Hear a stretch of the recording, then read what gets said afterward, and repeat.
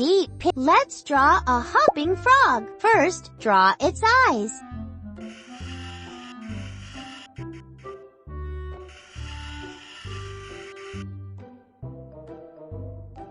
Now draw its head, a big oval.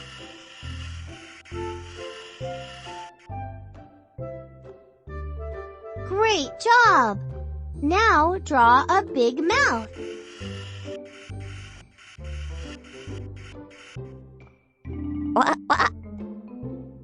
Draw an oval body.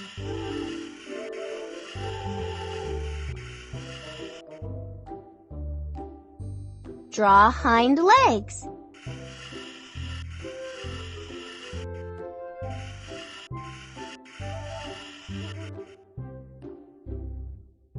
And now, the front legs.